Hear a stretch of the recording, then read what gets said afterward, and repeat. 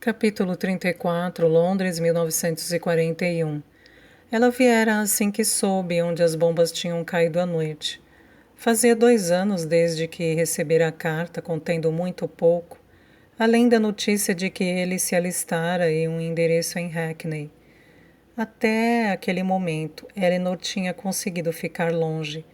Seu trabalho a levou para perto demais da guerra, a ponto de, quando via crianças nas ruas, brincando ou levando recados com seus calções cinza e sapatos gastos, se convencer de que um dos meninos era ele. Mas quando leu sobre os bombardeios nos jornais, quando se apresentou para o trabalho naquela manhã e recebeu a lista de ruas devastadas para visitar, ela se virou e correu. Destroços de pedras, tijolos e móveis quebrados cobriam a rua marcada, mas Eleanor conseguiu abrir caminho rapidamente. Um bombeiro meneou a cabeça em saudação e ela respondeu de modo educado. Seus dedos estavam cruzados, era bobo e infantil, mas de alguma forma útil, e sua garganta se apertava um pouco mais a cada casa arruinada pela qual passava. Eles não contavam com outra guerra. Quando ela fez Ben prometer que nunca entraria em contato, insistindo para que ela não soubesse para onde Theo fora levado, não tinha imaginado um futuro como aquele. Dissera a si mesma que seria suficiente. Teria que ser. Saber que ele estava com pessoas que Ben amava, que seu filho, seu lindo bebê, cresceria feliz e seguro. Mas ela não contava com outra guerra, isso mudava as coisas. Eleanor não disse a Anthony que ia lá naquele dia. Não fazia sentido. Ela só ia ver se a casa não tinha sido atingida, não ia entrar. Com certeza não tinha planos de ver Theo. Mesmo assim, sentiu o frio do ilícito. Eleanor não gostava de guardar segredos. Não mais.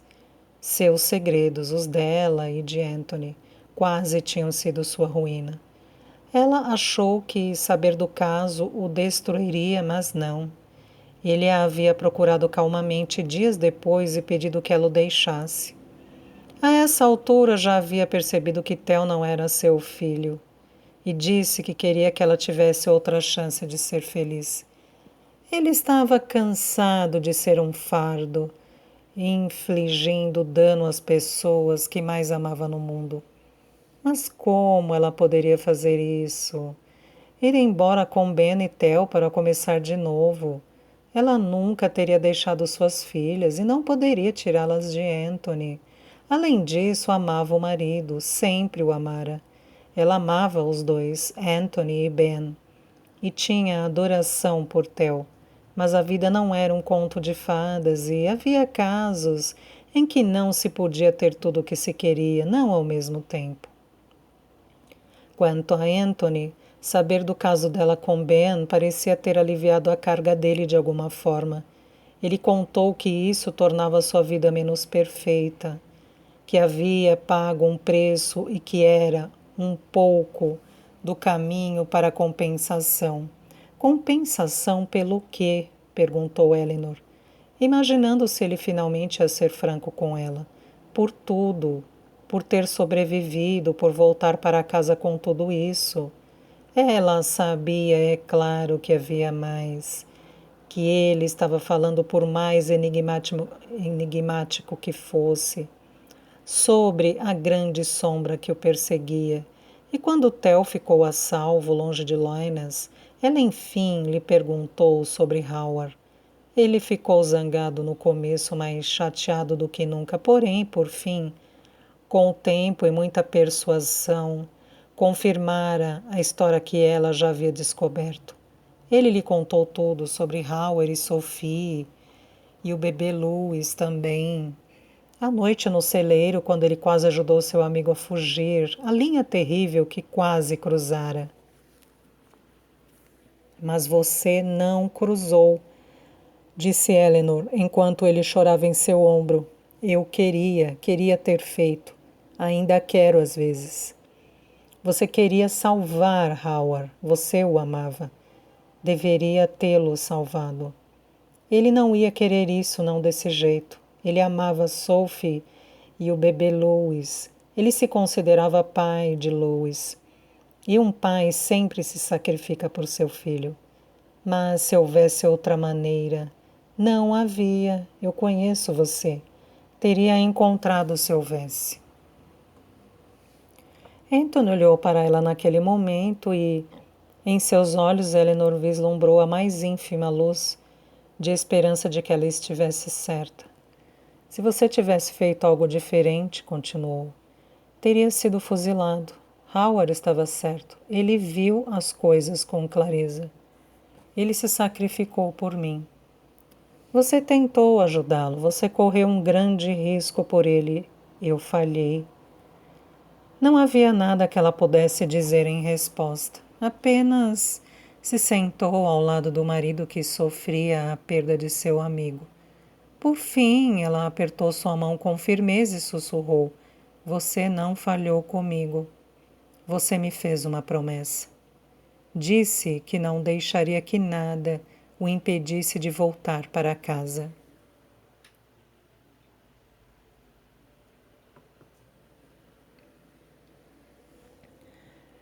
Havia apenas outro segredo que ela ainda guardava dele.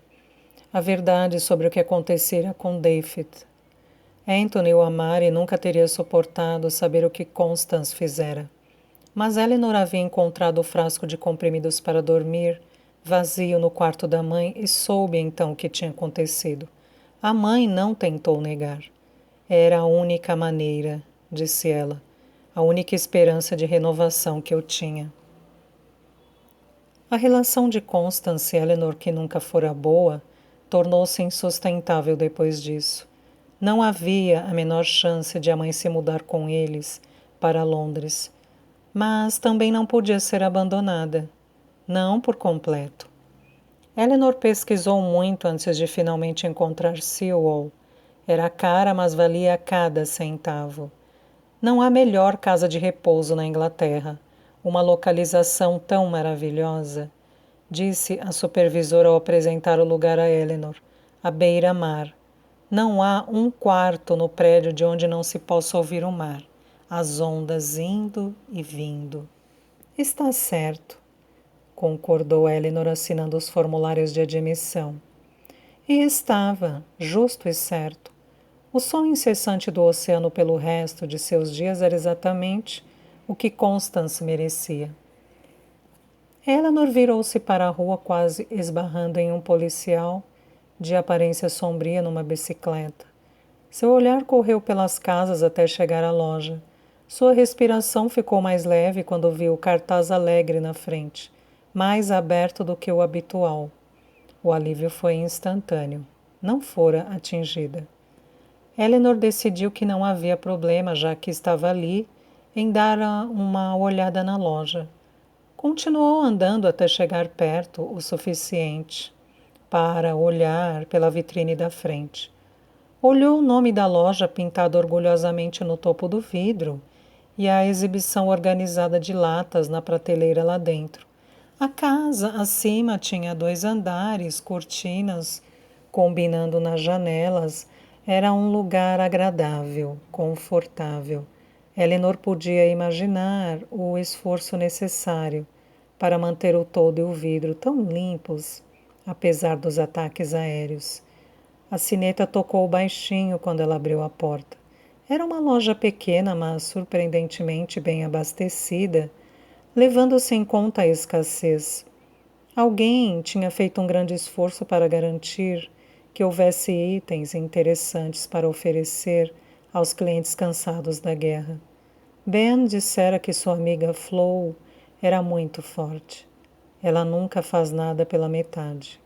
Essa tinha sido uma das coisas, junto com sua garantia de que a amiga era boa, que ajudara Eleanor a se afeiçoar àquela mulher que nunca conhecera, a quem confiara parte tão grande de seu coração. A loja estava muito quieta. Cheirava a folhas de chá frescas e leite em pó. Não havia ninguém atrás do balcão e Eleanor disse a si mesma que era um sinal. Ela já tinha visto o que viera ver e agora era hora de ir. Mas uma porta na parede dos fundos da loja estava entreaberta e lhe ocorreu que devia levar para dentro da casa. O lugar onde ele dormia à noite e fazia suas refeições, ria e chorava, pulava e cantava, a casa onde ele morava. Seu coração estava acelerado agora. Ela se perguntou se ousaria espiar atrás da porta. Olhou por cima do ombro e viu uma mulher com um carrinho de bebê preto na rua lá fora. Não havia mais ninguém na loja. Tudo o que ela precisava fazer era passar pela porta. Respirou fundo e depois se assustou quando um barulho soou atrás dela. Deu meia volta a tempo de ver um menino aparecer no balcão. Ela o reconheceu de imediato. Ele estivera sentado no chão o tempo todo e naquela hora a fitava com olhos arregalados. Tinha o cabelo alourado liso em corte de cuia e estava usando um avental branco amarrado na cintura. Era muito comprido para ele e tinha sido dobrado para se ajustar. Ele tinha uns 9 anos. Não, uns. Ele tinha 9 anos. 9 anos e 2 meses, para ser exata. Era pequeno, mas não magro, e suas bochechas eram cheias. Sorriu abertamente para Eleanor como alguém que sabia que o mundo era um bom lugar. Desculpe por fazer você esperar, disse ele. Não temos mais leite hoje, lamento. Mas temos alguns ovos bonitos que chegaram de uma fazenda em Kent. Eleanor estava tonta. Ovos, conseguiu falar. Ovos, seria ótimo. 1 ou 2. 2, por favor. Ela pegou seu caderno de rações e, enquanto o menino se virava para uma cesta na prateleira, atrás do balcão, e começava a embrulhar os ovos em pedaços de jornal velho, ela se aproximou. Sentia o coração batendo no peito. Se esticasse o braço, poderia tocá-lo.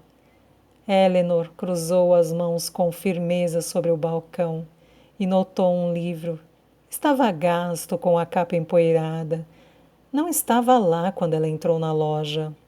O menino devia ter trazido com ele do seu esconderijo no chão. Você gosta de ler? O menino lançou um olhar culpado por sobre o ombro. Suas bochechas coraram instantaneamente. Minha mãe diz que sou um leitor nato. Minha mãe. Eleanor estremeceu. É mesmo? Ele balançou a cabeça, franzindo a testa ligeiramente, e com grande atenção aos detalhes enquanto terminava de torcer as pontas de seu segundo bombom de ovo. Ele os trouxe para o balcão e enfiou o livro em uma prateleira embaixo. Olhou para Eleanor, dizendo solenemente: na verdade, não devo ler enquanto estou cuidando da loja. Eu era assim quando tinha a sua idade. Você mudou? Na verdade, não.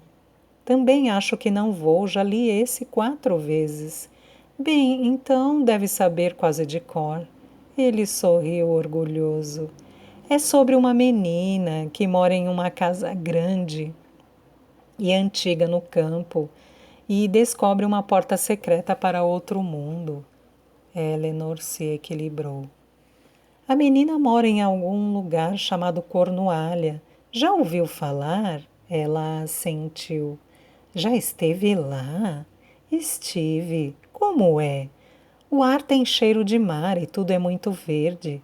Há maravilhosos jardins cheios de estranhas e maravilhosas plantas que você não vai encontrar em nenhum outro lugar da Inglaterra. Sim, disse ele, seus olhos brilhando. Sim, foi exatamente o que pensei. Meu tio me falou isso. Ele também esteve lá, sabe? Contou que realmente há casas como a do livro, com lagos, patos e túneis secretos. Cresci num lugar como esse. Uau, você é sortuda! Tio Ben, ele está lutando na guerra agora. Foi ele quem me enviou esse cartão. Eleanor olhou para onde o menino estava apontando. Uma fotografia em sépia de um portão de jardim tinha sido colada ao lado da caixa registradora. Letras cursivas brancas no canto inferior direito desejavam ao destinatário, entre aspas, lembranças mágicas. Você acredita em magia? Perguntou ele com fervor. Acho que sim. Eu também. Eles sorriram um para o outro, num momento de perfeita concordância. Eleanor sentiu-se no limiar de algo que não tinha previsto e não poderia descrever adequadamente. A possibilidade parecia infundir o ar entre eles. Mas, em seguida, um redemoinho de barulho e movimento chamou sua atenção e uma mulher entrou pela porta nos fundos da loja. Tinha cabelo encaracolado escuro e um rosto animado, lábios cheios e olhos brilhantes, o tipo de espírito indomável que enchia um cômodo e fez Eleanor se sentir magra e frágil. O que você está fazendo aí, querido? Ela bagunçou o cabelo do garoto e sorriu para ele com um amor enorme. Voltou sua atenção para Eleanor. O Bert aqui atendeu você? Ele foi muito útil. Ele não está fazendo você perder tempo, espero. Meu menino pode falar sem parar se você deixar. Bert sorriu e Eleanor pôde ver que era uma piada entre eles. Uma dor apertou seu peito e ela estendeu a mão para segurar o balcão. De repente se sentia tonta. Você está bem? Parece um pouco verde. Não é nada. Tem certeza? Bert, põe a chaleira no fogo, querido. Não precisa, respondeu Eleanor. Eu tenho que ir. Tenho um monte de atendimentos para fazer. Obrigada pelos ovos, Bert. Vou gostar deles. Não vejo ovos de verdade há muito tempo. Cozidos, disse ele. Essa é a única maneira de comer ovos. Eu não poderia concordar mais. A sineta acima da porta tilintou novamente quando a abriu, e Eleanor teve uma súbita lembrança de certo dia, 10 anos antes, quando abriu a porta da agência de correio e esbarrou em Ben. O menino falou alto.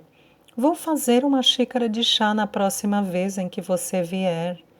Eleanor sorriu para ele. Eu adoraria, disse ela. Adoraria mesmo.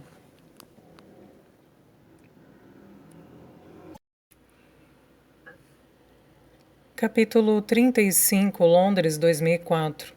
Elas se encontraram no Museu de História Natural, como sempre fizeram, no aniversário da morte de Eleanor. Não se abraçaram, não era de seu feitio, mas se deram os braços, cada uma apoiando um pouco a outra enquanto faziam a visita. Nenhuma das duas falava. Em vez disso, caminhavam juntas em silêncio, perdidas em suas lembranças de Anthony, Loines e todas as coisas que tinham descoberto, tarde demais para ajudá-lo. Mas há tempo de trazer uma resolução para as próprias vidas. Os outros se juntaram a elas depois para o chá no V&A, até mesmo Bert veio da Cornualha. Eu nem sonharia em perder esse momento, disse ele, quando Alice telefonou para convidá-lo. Além disso, já estava planejando ir a Londres nessa semana. Afinal, tenho uma grande inauguração para ir. Ele já estava guardando uma mesa quando Débora e Alice chegaram. Acenou para elas. Levantou-se, sorrindo e abraçando uma de cada vez. Estranho, pensou Alice, enquanto Débora acariciava suas bochechas e ria. Como seu desgosto por cumprimentos físicos não se estendia ao irmão mais novo. Era como se, tendo perdido tanto tempo separados, eles sentissem uma necessidade física de compensar os anos. Ou talvez fosse porque o perderam quando era tão pequeno que o amor que sentiam exigia essa expressão tátil, da mesma forma que um adulto não pode deixar de estender o braço para segurar uma criança. De todo modo, elas o adoravam. Ocorreu a Alice quanto Eleanor ficaria satisfeita em saber que eles tinham se reencontrado. Sadie chegou em seguida com um punhado de papéis nos braços. Caminhava depressa, como sempre, a cabeça baixa, enquanto tentava ordenar os papéis. Me desculpem, disse chegando à mesa. O metrô demorou, estou atrasada. Retrato da minha vida neste momento, tentando preparar as coisas para a inauguração. Espero não ter feito vocês esperarem muito. De jeito nenhum, disse Débora sorrindo carinhosamente. Acabamos de chegar. E aí vem Peter, falou Bert, acenando para a entrada. Sadie entregou o manuscrito a Alice. Marquei tudo o que pude encontrar, mas não havia muita coisa. Apenas alguns detalhes processuais. Ah, Alice! Deixou cair a bolsa e desabou sobre uma cadeira vazia. É muito boa, muito boa. Eu não conseguia virar as páginas rápido bastante. Alice parecia satisfeita, mas não inteiramente surpresa. Fico feliz em dizer que seu 50º livro se mostrou mais atraente do que o anterior. Peter chegou à mesa, inclinando-se para beijar Sadie no rosto. Ela apertou sua camisa e beijou-o de volta. Como foi? Perguntou. Conseguiu? Está aqui. Ele bateu na mochila. Mas disseram que levaria pelo menos mais uma semana. Ele sorriu com um ar de mistério. Tenho meus métodos. Aposto que sim. Ele tem e é meu assistente, disse Alice, então nem pense em roubá-lo. Eu não ousaria. Vá em frente, pediu Bert, não faça suspense. Vamos dar uma olhada. Peter pegou um pacote retangular em sua mochila e desembrulhou o papel de seda. O metal prateado brilhou quando ele o segurou para que todos pudessem ver. Alice colocou os óculos e se inclinou para ler a gravação. S. Sparrow, detetive particular. Por favor, toque a campainha para atendimento. Ela dobrou os óculos novamente e os colocou em seu estojo.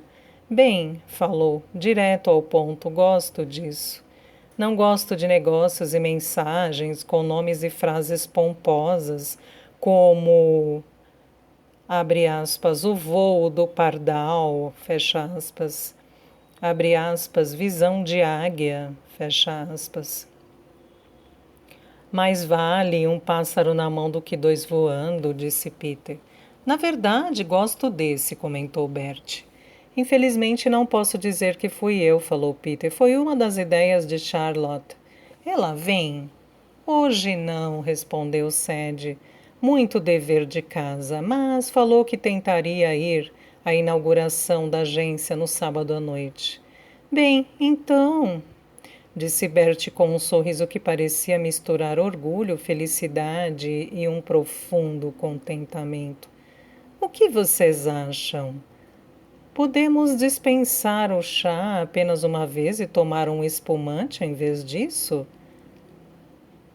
Parece que temos muitas coisas a comemorar.